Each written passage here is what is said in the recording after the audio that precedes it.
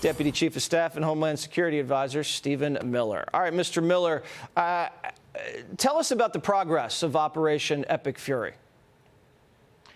Well, I think it's important for your viewers, Jesse, and the American people to know that there's never in history been a more total asymmetric, one-sided annihilation of the enemy than you are witnessing that is unfolding right now in Iran.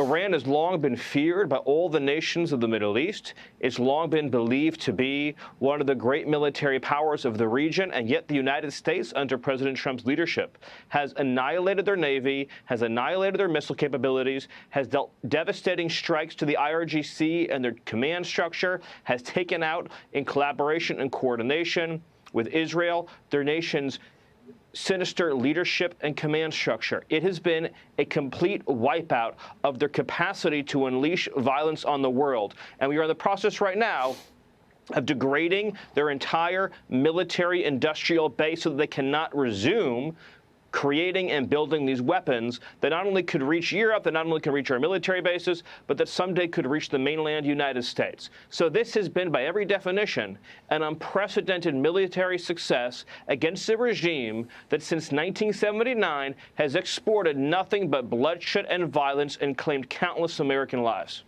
Where does the administration stand on the objective of regime collapse?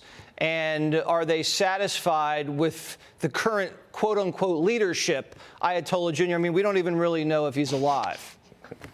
Well, it's important to understand that, again, the leadership class of this evil regime has been wiped out. Nobody has seen the Ayatollah Jr. Nobody has seen proof of life. He didn't show his face on a TV camera. All we have is a statement that is purported to belong to him, as a symbol and a signal of how degraded this regime is. And again, we are talking about how in a matter of days, a regime that has terrorized and menaced the world, that has used missiles to blackmail the world, has been degraded and has been set back to a degree that few thought possible. Ship after ship sunk, launcher after launcher destroyed, outpost after outpost, command center after command center taken off the map. So this has been a huge success for America, but the president is continuing to move forward to further annihilate, obliterate, and destroy the regime's capacity to threaten American interests around the world.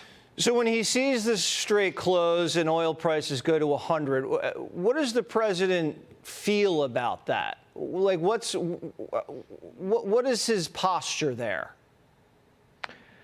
Well, it underscores above all else, Jesse, how this was the last chance that the United States had to take action against the regime that was planning and plotting to kill Americans and that had the ability to strangle, if it wished, global commerce in the future, backed by long-range missiles, backed by nuclear weapons. So just again, as a thought experiment, imagine if this regime that right now, weaker than ever before, imagine if that regime instead had nuclear weapons, instead had long-range missiles that could reach an American city, instead was rich with cash. Remember, Obama put them on a path to enrich them with tens of billions of dollars and have a nuclear weapon right now.